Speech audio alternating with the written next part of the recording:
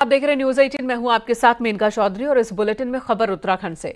उत्तरकाशी से बड़ी खबर है, जहां पर टनल हादसे के बाद लाइफ सपोर्ट पाइप आज मजदूरों तक पहुंचा। अब टनल के अंदर मजदूरों को पहली बार प्रॉपर खाना भेजा गया। अब तक मुरमुरे और सूखे मेवे भेजे जा रहे थे। आज शाम टनल के अंदर मजदूरों को खिचड़ी भेजी गई। बोतल में भरकर मजदूरों को खिचड़ी दी गई है। सिलक्यारा टनल के पास ही ये खाना तैयार किया गया और 6 इंच की नई पाइप के जरिए बोतल में खिचड़ी भरकर अंदर बॉटल्स भेजी गई। देर शाम ही मजदूरों तक पहुंची थी। उसी पाइपलाइन के जरिए मजदूरों को खिचड़ी भेजी गई। प्लास्टिक की बॉटल्स में खिचड़ी भरकर तैयार किया गया और फिर पाइप के जरिए अंदर भेजा गया। सबसे पहले न्यूज 18 ने आपको ये जानकारी दी और एक्सक्लूसिव वीडियो भी हम आपको दिखा रहे हैं, किस तरह से खिचड़ी पकाकर पैक कर बॉटल के सहारे इसी पाइपलाइन के जरिए मजदूरों तक खिचड़ी भेजी जा रही है। अंदर भेजा जाएगा। जितने भी हमारे जितने 2 भाई लोग हैं अंदर है, जो फंसे हुए हैं, उनके लिए इससे पहले गर्म खाना नहीं गया था, तो आज पहली बार आज गर्म खाना जा रहा है, तो उसको भेजने के लिए तैयारी कर रहे हैं। खाना में क्या क्या भेज रहे हैं आप लोग? अभी तो खिचड़ी की भेज रहे हैं और ये दाल फाल हो गया, जितना जो भी हो सके उसके पहले फ्रूट भेजा जाएगा। और मेडिकल टीम जाके शायद ये किया गया, हमको तो पता नहीं है, लेकिन मेडिकल के बारे में, लेकिन हमको जो रिकमेंड किया गया है वही हम भेज रहे हैं। उत्तरकाशी में पिछले 9 दिनों से रेस्क्यू ऑपरेशन चला रही एजेंसियों को आज बड़ी सफलता मिली। लाइफ सपोर्ट के लिए जो 6 इंच की पाइप अंदर टनल में डाली जा रही थी, वो पाइप आज आर पार हो चुकी है, यानी कि टनल के अंदर फंसे मजदूरों तक ये पाइप पहुंच गई। तकरीबन 57 मीटर मलबे के बाद ये पाइप मजदूरों तक पहुंची, यानी कि मजदूर टनल के अंदर 57 मीटर है। ये दूरी भी अब साफ साफ तय हो गई है। अब इस पाइप के मजदूरों तक पहुंचने से बहुत बड़ी राहत है, क्योंकि इसी के जरिए खाना पानी अब पहुंचाया जा रहा है और ज्यादा मात्रा में खाना भेजा जा सकेगा। टनल के अंदर ऑक्सीजन की भी कोई समस्या नहीं आएगी। हादसे के 9 दिन बाद यह एक अच्छी खबर आज मिली। तो वहीं एंडोस्कोपी कैमरा भी मंगाया गया है, ताकि टनल के अंदर मजदूरों की हालत कैमरे के जरिए देखी जा सके। 6 इंच की पाइप लाइन पहुंचने के बाद कैमरा पहुंचाना भी अब आसान होगा। सिलक्यारा टनल रेस्क्यू ऑपरेशन का 9वां दिन एक बड़ी उम्मीद, एक बड़ी खबर लेकर आया। रेस्क्यू एजेंसियां उस पाइप को ब्रेक थ्रू करने में सफल रही हैं, जिसके वो 2 बार पहले भी प्रयास कर चुकी थी, लेकिन उनको सफलता नहीं हासिल हुई थी। 6 इंच का 57 मीटर लंबा पाइप मलबे के आर पार हो चुका है, यानी कि दूसरी ओर जो श्रमिक फंसे हुए हैं उन तक के पाइप पहुंच गया है। ये सिर्फ एक 6 इंच का पाइप नहीं, बल्कि ये हम कह सकते हैं कि लाइफ लाइन है उन इस पूरे महा ऑपरेशन की, उन 41 श्रमिकों की जो दूसरी ओर फंसे हुए हैं।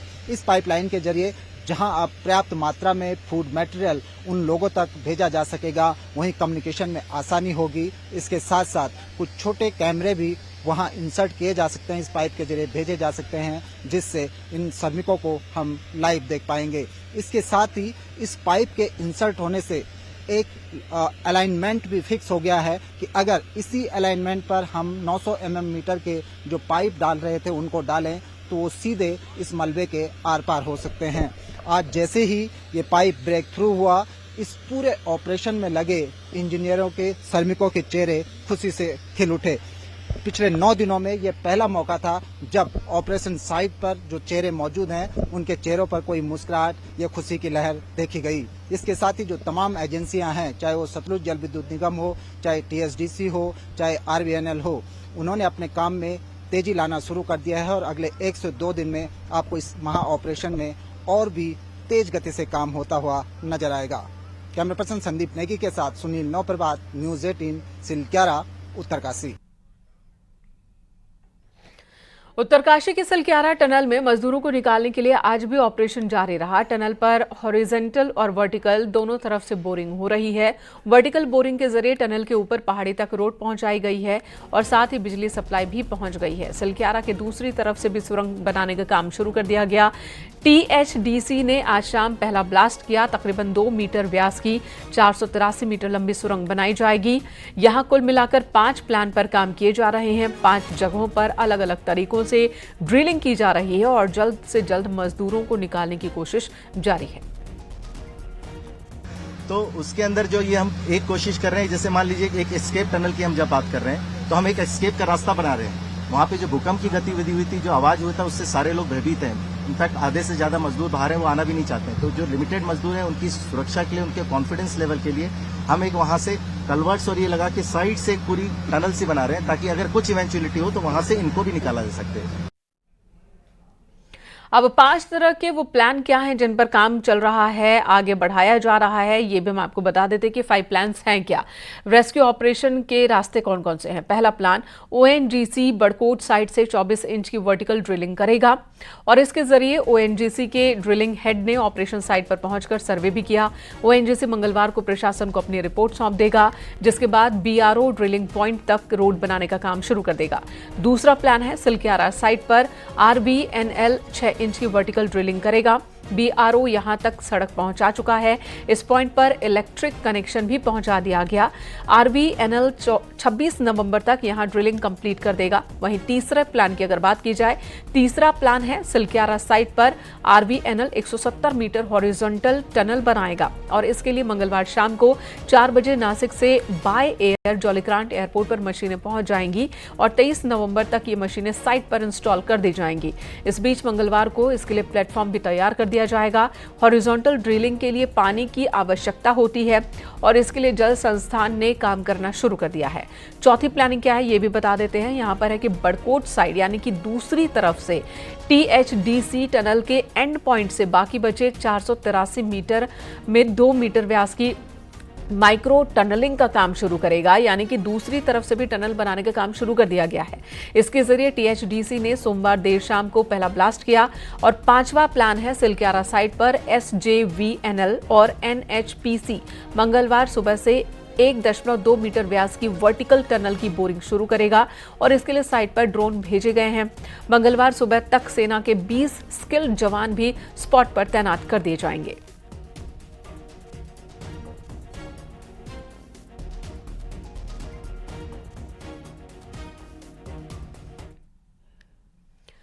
वर्टिकल ड्रिलिंग के लिए गुजरात के वलसाड़ और ओडिशा के हीराकोट से मशीनें मंगाई जा रही हैं। जिस सतलुज जल विद्युत परियोजना के चीफ इंजीनियर जसवंत कपूर ने न्यूज 18 को जानकारी देते हुए बताया कि टनल के अंदर तकरीबन 84 मीटर गहराई तक ड्रिलिंग होगी और मशीनों के यहां पहुंचने के बाद तकरीबन 3 दिन का वक्त लग जाएगा टनल के अंदर फंसे मजदूरों तक पहुंचने में। एसजेवीएनएल के जो अधिकारी हैं वो यहाँ पहुंच चुके हैं, उनसे ही बात कर लेते कि सर किस किस तरीके यहाँ पे टनल के अंदर जो जाने की प्रक्रिया हुई, किस तरीके आप लोग। देखिए, पहले ये जो है लोकेशन हम लोगों ने डिफाइन कर ली है कि ये जो हमारी आरडी है 320 मीटर की फ्रॉम द पोर्टल साइड, यहाँ पे हम लोगों ने इसको डिफाइन किया है। एक्सपर्ट के साथ फाइनल कर लिया है इसको। जियोलॉजिस्ट हमारे साथ में थे, जियोलॉजिस्ट के साथ भी ये कर दिया, दिस लोकेशन जो सूटेबल पाई गई है और फाइनल कर ली है। ठीक है, अकॉर्डिंगली बीआरओ को डायरेक्शन दे दी है मैनेजमेंट ने भी, सभी ने, कि यहाँ तक वो रोड बनाएगी। यहाँ पे उनकी मशीन को इरेक्ट करने के लिए यहाँ पे वो बेंच डेवलप करेगी and similarly in the parallel पे में हमारी जो 3 मशीनें यहाँ पे ड्रिलिंग के लिए आएंगी। एक मशीन जो वो 40 किलोमीटर के आसपास पहुंच चुकी है साइट के लोकेशन पे। 2 मशीनें ऑन द वे हैं। वो एक जो हीराकुड से आएगी, वो अभी शाम तक ट्रांसपोर्ट स्टार्ट हो जाएगा उसका। एक बलसाड़ से आ रही है गुजरात से, वो 11 बजे जो वो वहां से स्टार्ट हो गई है, पूरी लोडिंग हो गई है, तो वो बाई रोड आ रही है। तो आज जो हमारी नियरेस्ट मशीन है यहाँ पे, हो सकता है शाम तक यहाँ तक पहुंच जाएगी और विद इन नेक्स्ट 24 आवर्स के बीच में उसको इरेक्शन करने के बाद यहाँ सारी इंस्टॉलेशन कंप्लीट हो जाएगी। उसके बाद वो यहाँ ड्रिलिंग का काम स्टार्ट कर देगी और 3 से 4 दिन टोटल इसको ड्रिलिंग करने के लिए टाइम लगेगा। सर क्योंकि यहाँ पे कितनी बोरिंग में हम करेंगे सर, कितने 1.2 मीटर डाया। 2 जगह बता रहे थे। No this is at 1 location. दूसरा जो वो है ये जो हेल्पलाइन के लिए वो आरवीएल कर रहा है, 8 इंच का डाया होगा, वो down stream of this location है। तो उससे क्या काम होगा सर? इससे क्या? उससे जस्ट हमारी ये फूड लाइफ लाइन के लिए हवा जाएगी, पानी खाना सेकंड लाइफ लाइन है वो। हाँ, एक अंदर से जो ऑलरेडी है। इन एडिशन टू दैट एक बैकअप और प्लान लेके साथ में चल रहे हैं। एक इस टाइप की रेस्क्यू के लिए ये बहुत जरूरी है कि हम एक ही इस पे प्लान पे ना स्टिक रहें। एटलीस्ट 2 पैरेलल प्लान जो वो साइमल्टेनियसली वर्क करनी चाहिए। अगर सपोज कोई प्लान अगर ट्रैप हो जाती है तो इमीडिएटली सेकंड प्लान जो वो इनलाइन होनी चाहिए। यहाँ पे एक टनल बनेगी 1.2 मीटर, उससे ही जो टनल के अंदर फंसे जो लोग हैं उनको निकाला जाएगा। उसके लिए करीब करीब 2 से 3 दिन का इन्होंने समय बताया कि 2 से 3 दिन जब यहाँ मशीनें पहुंचाएंगे तो 2 से 3 दिन का पूरा समय लगेगा, जिससे कि वो जो पूरी ड्रिलिंग यहाँ पे वर्टिकल हो जाएगी। कैमरा पर्सन संदीप नेगी के साथ मैं सत्येंद्र बर्तवा, न्यूज 18, सिलक्यारा, उत्तरकाशी। और इस रेस्क्यू ऑपरेशन पर पीएम मोदी ने मुख्यमंत्री पुष्कर सिंह धामी से अपडेट ली। पीएम नरेंद्र मोदी ने मुख्यमंत्री धामी को फोन कर राहत और बचाव कार्यों के बारे में जानकारी ली। मुख्यमंत्री ने अपने दौरे के दौरान अधिकारियों को दिए गए निर्देश और फंसे मजदूरों के बारे में परिजनों को भी बताया जाए, ये भी कहा गया। सीएम ने बताया कि टनल में फंसे श्रमिक सुरक्षित हैं और ऑक्सीजन, भोजन, पानी उपलब्ध करवाया जा रहा है। राहत और बचाव कार्यों के लिए एक्सपर्ट्स की राय ली जा रही है और सभी एजेंसियां काम कर रही हैं।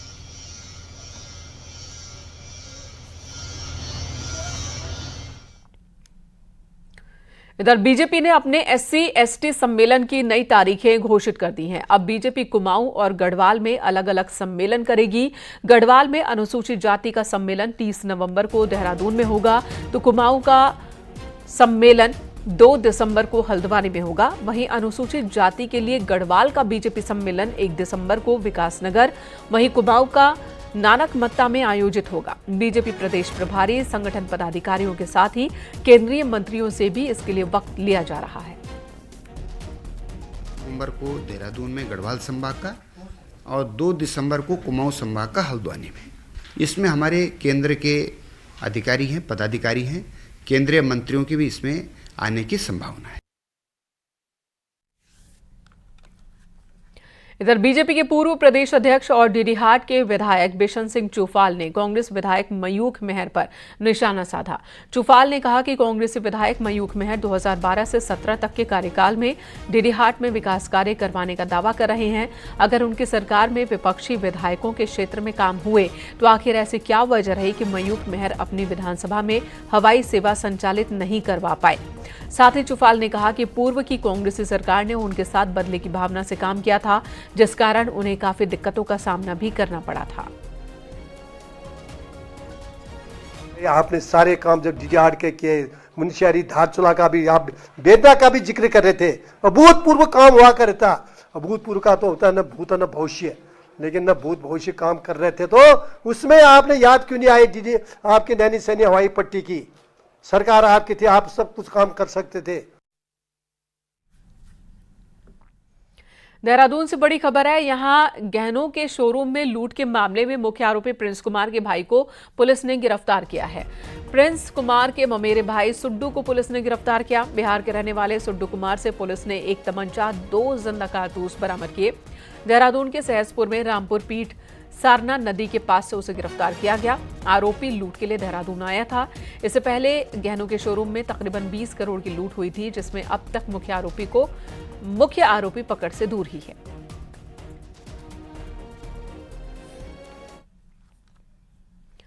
उधर हरिद्वार में एक युवक को पकड़ने गई पुलिस के साथ युवक ने मारपीट की है। आरोपी युवक पर लड़की से छेड़खानी के आरोप है, जिसे लेकर पुलिस उसके गांव पहुंची थी।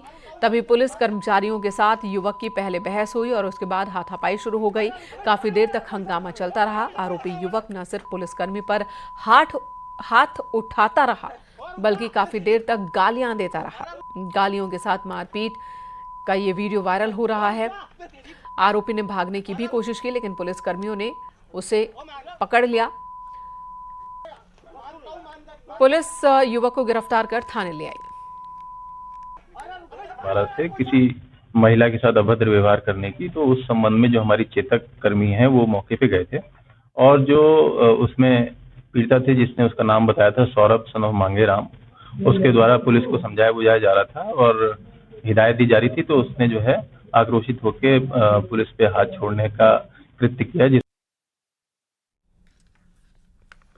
देहरादून से बड़ी खबर है। पूर्व मुख्यमंत्री हरीश रावत की तबीयत बिगड़ गई है। देहरादून के मैक्स अस्पताल में वो एडमिट हैं। वैसे तो शनिवार से ही हरीश रावत का इलाज चल रहा था, जिसके बाद आज अस्पताल में उन्हें भर्ती करवाया गया। हरीश रावत के पेट में इन्फेक्शन होने की शिकायत है। इन्फेक्शन की वजह से उन्हें लगातार उल्टियां हो रही हैं।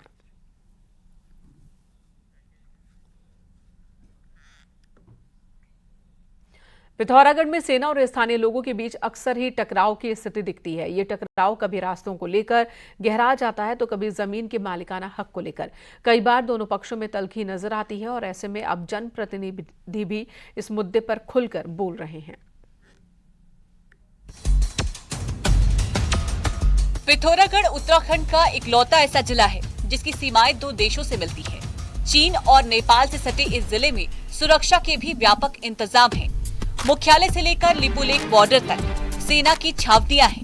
यही नहीं, अब सेना अपनी सीमाओं को निर्धारित भी कर रही है। ऐसे में स्थानीय लोगों के साथ सेना का टकराव अक्सर देखने को मिल रहा है। गूंजी से लेकर मुख्यालय तक रास्तों और जमीन के दर्जनों विवाद खड़े हो गए हैं। उनके आम प्रचलित रास्तों को बंद कर रही है, उनके पनघट के, जंगल के, खेतों के रास्तों को बंद कर रही है। आज हमारे पिछले नवरात्रियों में हमारे सिरादेवल मंदिर जाने वाले रास्ते को आर्मी ने कासनी वाला रास्ता भी बंद कर। असल में सेना जिन रास्तों पर अपना हक जताती है उन पर ग्रामीण सदियों से आवाजाही करते रहे हैं। ज्यादा समय नहीं गुजरा है जब गूंजी के ग्रामीणों ने सेना के निर्माण कार्य का खुला विरोध किया था। यही नहीं, भड़कटिया के ग्रामीण भी रास्तों को बंद किए जाने पर सड़कों पर उतरे थे। सेना गोचर, पनघट और मंदिरों को जाने वाले कई रास्तों की घेराबंदी कर चुके हैं। ऐसे में ग्रामीणों की दिक्कत में लगातार इजाफा हो रहा है। सेना के साथ जमीन के विवादों को सुलझाने के लिए एक कोऑर्डिनेशन कमेटी भी है जिसकी कई मीटिंग्स हो चुकी, लेकिन बड़े विवादों के हल अब तक नहीं निकल पाए हैं। जहाँ भी रास्तों को लेकर डिस्प्यूट होता है सेना के द्वारा और लोकल पब्लिक के मध्य में, तो उसके लिए हम लोग एक कोऑर्डिनेशन मीटिंग होती है, उसमें इस मुद्दों को सामने रखा जाता है और उसमें एक सामंजस्य बिठाने की कोशिश की जाती है। और तो जैसे कि अभी सिरादेवल में ये डिस्प्यूट सामने आ रहा है तो मैंने वहाँ पे बात की है उनके ऑफिसर्स में। चीन और नेपाल से घिरे बॉर्डर इलाकों में सुरक्षा तंत्र की मौजूदगी बेहद जरूरी है। यही नहीं, सामरिक जरूरतों को पूरा करने के लिए सेना को जमीन की जरूरत भी है। ऐसे में बेहतर यही होता कि सामरिक जरूरतों को पूरा करने के साथ ही ग्रामीणों की दिक्कत का भी हल निकल जाए ताकि दोनों पक्षों के बीच टकराव के बजाय बेहतर माहौल बने। न्यूज़ 18 के लिए पिथौरागढ़ से विजयवर्धन उप्रेती की रिपोर्ट।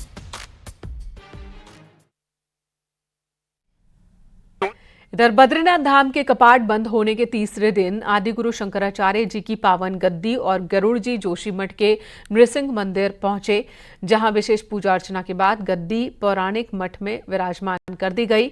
गद्दी के बद्रीनाथ धाम से वापस लौटने पर स्थानीय लोगों ने भव्य स्वागत किया और बद्री विशाल की जय जयकार के नारे लगाए।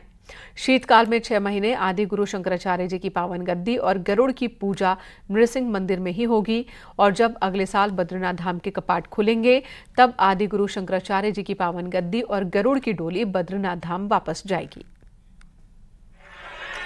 एवं भगवान की जो शंकराचार्य जी की जो गद्दी है, पावन गद्दी है, वो यहाँ जोशीमठ में स्थापित रहेगी और उसका यहाँ पर विधिवत यथाविधि जो पूर्व से परंपरागत रूप से पूजन होता है वो यहाँ पर होगा। और जैसे ही पुनः कपाट खुलेंगे तो यहाँ के लिए, यहाँ से पुनः गद्दी बद्रिकाश्रम के लिए प्रस्थान करेगी। आपको ये जानकर हैरानी होगी कि बागेश्वर में भी बद्रीनाथ धाम है और इसके भी हर साल कपाट बंद होते हैं। क्या है ये मंदिर और इसकी मान्यता क्या है, दिखाते हैं आपको इस रिपोर्ट में।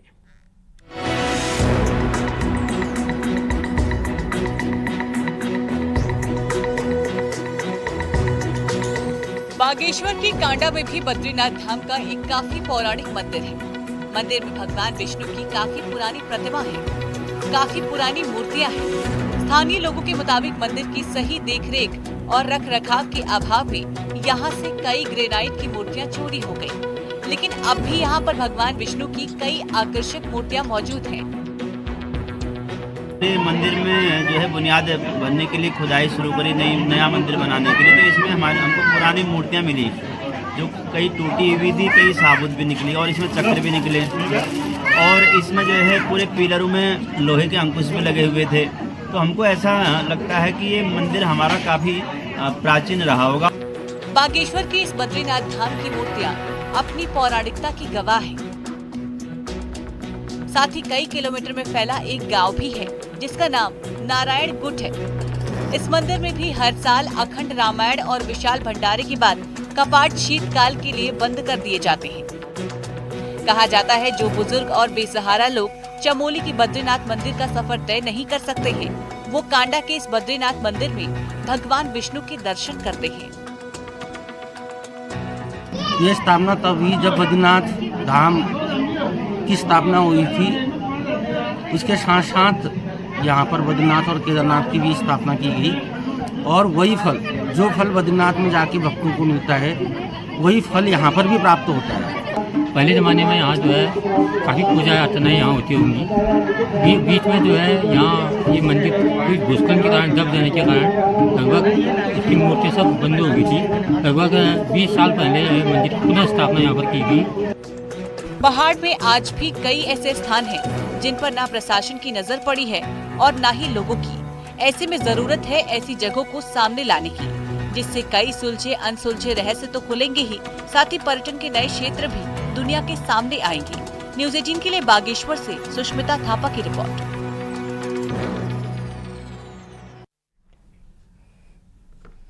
यहाँ रुकेंगे एक ब्रेक के लिए, खबरें जारी हैं।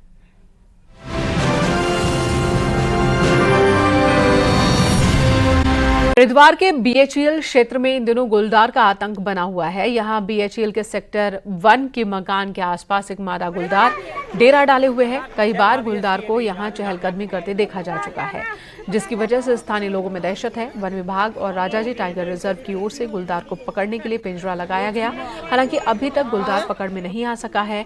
आपको बता दें, बीएचईएल का ये इलाका राजाजी टाइगर रिजर्व की सीमाओं से सटा हुआ है।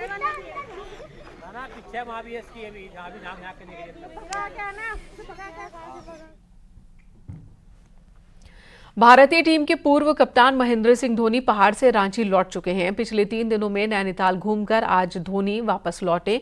लौटने के वक्त भी उनके प्रशंसक उनसे मिलने पहुंच गए, हालांकि उन्हें मायूसी हाथ लगी। इससे पहले धोनी कैंची धाम और अपने गांव पहुंचे थे, जहां उन्होंने पूजा पाठ किया, परिवार की खुशहाली की कामना की।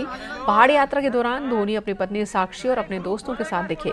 इस दौरान उन्होंने पत्नी साक्षी का बर्थडे भी नैनीताल की वादियों में ही सेलिब्रेट किया।